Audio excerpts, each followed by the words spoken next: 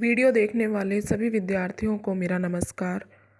आपका हमारे YouTube channel Hindi study में हार्दिक स्वागत है। अपनी पिछली वीडियो में हम बात कर रहे थे वर्णों के बारे में। वर्ण क्या होते हैं, वर्ण, ध्वनि और अक्षर की अवधारणाएं समझी और वर्णों के भेदों के बारे में जाना। आज हम बात करेंगे स्वर के बारे में। स्वर क्या होते हैं, स्वर की क्या विशेषताएं हैं। आज हम समझेंगे स्वर की विशेषताएं।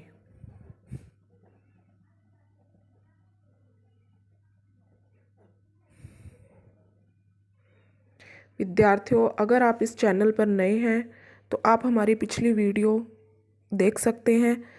लिंक आपको डिस्क्रिप्शन में मिल जाएगा। स्वर की क्या क्या विशेषताएं हैं। फर्स्ट है, सभी स्वर अक्षरिक होते हैं,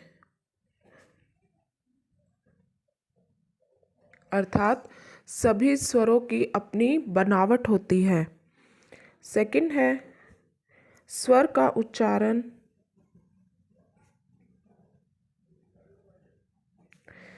बिना किसी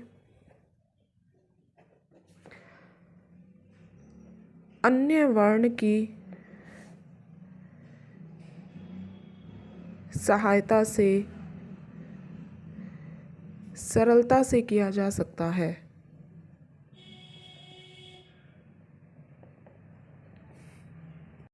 यानी कि स्वर का उच्चारण करने के लिए, स्वर को बोलने के लिए किसी अन्य वर्ण की आवश्यकता नहीं होती है। तीसरा है, सभी स्वरों का उच्चारण एक से 3 मात्राओं तक किया जा सकता है।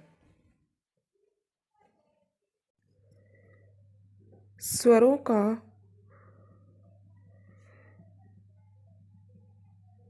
उच्चारण करते समय प्राणवायु मुख से गूंजती हुई बाहर निकलती है। वह वायु के निष्क्रमण में कोई विशेष अवरोध उत्पन्न नहीं होता। स्वरों का उच्चारण करते समय प्राणवायु मुख से गूंजती हुई बाहर निकलती है। वह वायु के निष्क्रमण अर्थात वायु के बाहर आने में कोई भी अवरोध, कोई भी रुकावट नहीं होती। जो स्वर होते हैं वो बिना रुकावट के आसानी से मुख से बाहर निकल जाते हैं। छठी विशेषता है स्वरों की विसर्ग व अनुस्वार। ये भी स्वरों में ही होते हैं, स्वरों के ही अनुगामी हैं। अब है स्वरों का वर्गीकरण।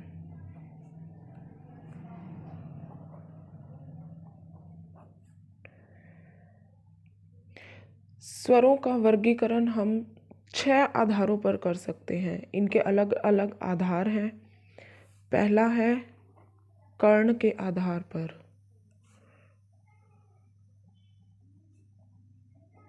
कर्ण अर्थात कारण,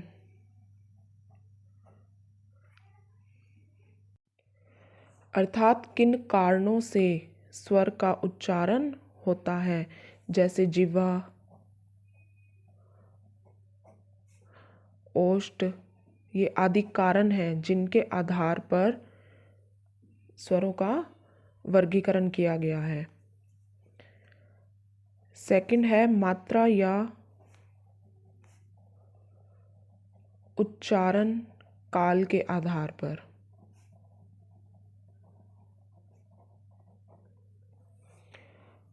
मात्रा या उच्चारण काल, कितनी मात्राएं हैं इस आधार पर, और उसे बोलने में कितना समय लगता है। ये दोनों एक ही बात है। इसको मात्रा भी कह सकते हैं, उच्चारण काल भी कह सकते हैं। जिसे बोलने में डबल समय लगता है वो 2 मात्राएं, और जिसे बोलने में 1 समय लगता है वो 1 मात्रा। और इन आधारों पर जो इसका स्वरों का वर्गीकरण किया गया है वह मात्रा या उच्चारण काल के आधार पर। तीसरा है रचना के आधार पर। विद्यार्थियों, परीक्षा की दृष्टि से ये टॉपिक मोस्ट इम्पॉर्टेंट है। सबसे ज़्यादा क्वेश्चन इसी में से बनते हैं। फोर्थ है उच्चारण स्थान के आधार पर। उच्चारण स्थान के आधार पर। पांचवा है प्रयत्न या तालु की स्थिति के आधार पर। और सिक्स्थ है स्वर तंत्रियों के आधार पर। इन सब का हम विस्तृत विश्लेषण करेंगे। सबसे पहले बात करेंगे कर्ण के आधार पर।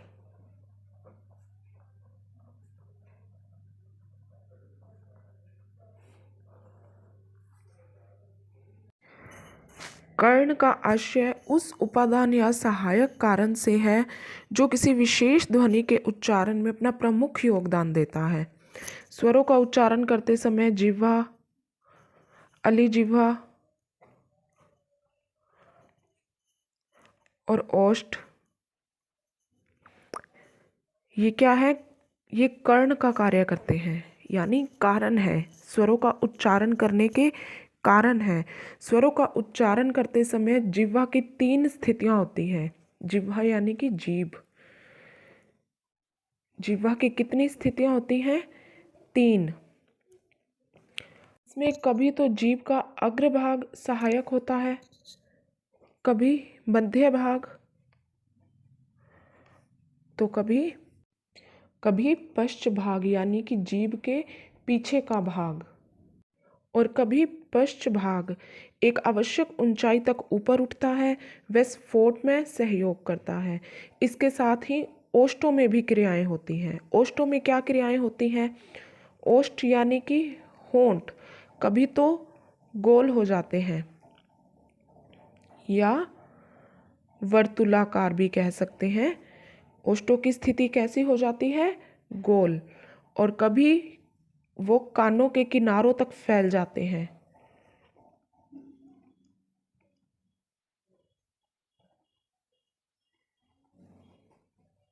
और कभी निष्क्रिय होकर यथास्थिति वैसे ही बने रहते हैं, उनमें कोई परिवर्तन नहीं होता। ये 3 स्थितियां किसकी बदलती हैं? ओठों की। मैं एक बार फिर से समझा देती हूँ। कर्ण के आधार पर जो वर्गीकरण होता है वह है कारण, उपादान या सहायक कारण। जो स्वर को बोलने में सहायक कारण होते हैं, जैसे कि जिह्वा, अलिजिह्वा और ओष्ठ। जिह्वा यानी कि जीभ। जीभ की 3 स्थितियां होती हैं। जब हम बोलते हैं तो जीभ की कितनी स्थितियां बनती हैं? 3। या तो हम जीभ के अग्रभाग से बोलते हैं, या जीभ के मध्य भाग से, और या पश्च भाग से। और इन्हीं के आधार पर होठों की स्थिति भी बदलती रहती है। होठ गोल हो जाते हैं, या फिर कानों के किनारों तक फैल जाते हैं, या निष्क्रिय रहते हैं, यथास्थिति बने रहते हैं। इस तरह ओष्ठ स्वरों के 3 वर्ग बन जाते हैं। कौन कौन से? वर्तुलाकार, विस्तृताकार और उदासीन कर्ण। जब होंठ गोल हो जाते हैं तो वर्तुलाकार, जब कानों तक फैल जाते हैं किनारों तक तो विस्तृताकार, और जब बिल्कुल यथास्थिति बने रहते हैं तो उदासीन कर्ण। देखिए विद्यार्थियों, अभी आपको ये समझने में मुश्किल लग रहा होगा, हिंदी व्याकरण के लिए अभ्यास जरूरी है। जैसे बार बार आप इन चीज़ों को देखोगे, पढ़ोगे, समझोगे तो ये आपको ज़रूर समझ में आएगा और बहुत आसान लगेगा बाद में। अभी आप इनको आराम से समझें। लिखने के लिए मैं आपको नोट्स प्रोवाइड करवाऊंगी, उसका स्क्रीनशॉट आप ले लेना। लास्ट वीडियो के अंत में मैं आपको नोट्स की पिक भेज दूंगी, आप उसका स्क्रीनशॉट ले सकते हैं या अपनी कॉपी में नोट कर सकते हैं। जिह्वा के आधार पर 3 स्थितियां होती हैं, ओष्ठ के आधार पर भी 3 स्थितियां होती हैं स्वरों को बोलने की। और अब तीसरा अवयव है हमारा अलिजिह्वा। अलिजिह्वा क्या होती है? अलिजिह्वा, जिसे काग भी कहते हैं और हरियाणवी या राजस्थानी में इसे कागलो कहते हैं। अलिजिह्वा होती है जहाँ पर मुख विवर और नासिका विवर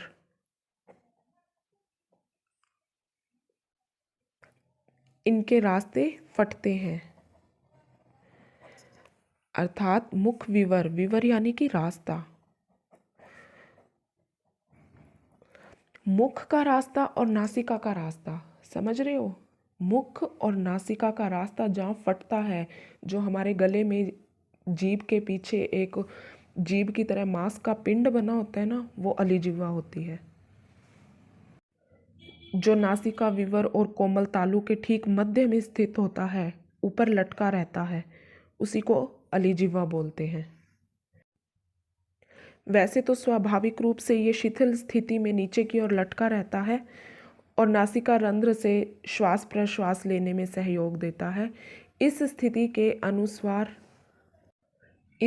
में अनुस्वार और न, म, अण आदि ध्वनियों का उच्चारण किया जाता है। कब किया जाता है? जब ये शिथिल अवस्था में नीचे की तरफ लटका रहता है। यह होती है इसकी प्रथम स्थिति। कौन सी? जब ये शिथिल अवस्था में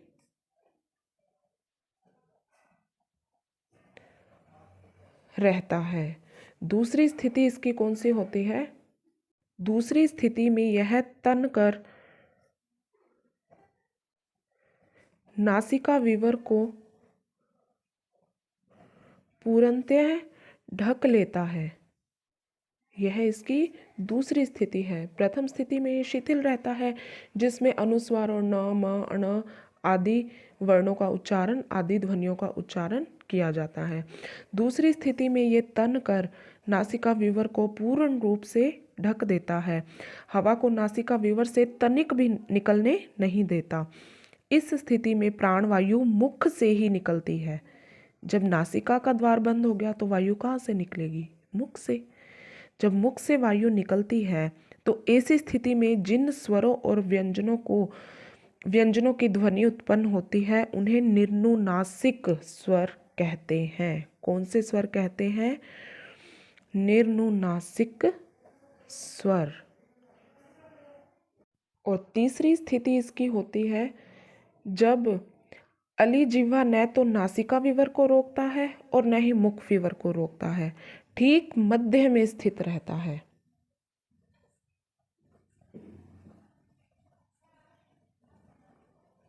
इससे क्या होता है? प्राणवायु का कुछ भाग तो नासिका से बाहर आता है और कुछ भाग मुंह से बाहर आता है, और इस स्थिति में जो स्वरों का उच्चारण किया जाता है वे इस श्रेणी में आते हैं। कौन सी? अलिजिह्वा की श्रेणी में। अभी हमने जिह्वा, ओष्ठ और अलिजिह्वा के आधार पर स्वरों के उच्चारण की स्थिति को समझा। अब हम जानते हैं कि इनकी जो स्थिति बनती है उसमें से कौन कौन से स्वर निकलते हैं। जैसे जिह्वा के आधार पर देखें,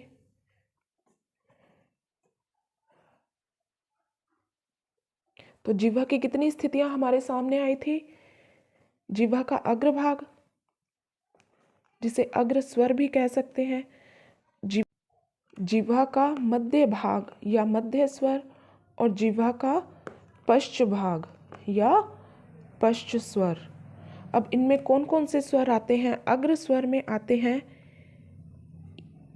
ई, ई, ए, आई और री। मध्य स्वर में आते हैं अ, आ।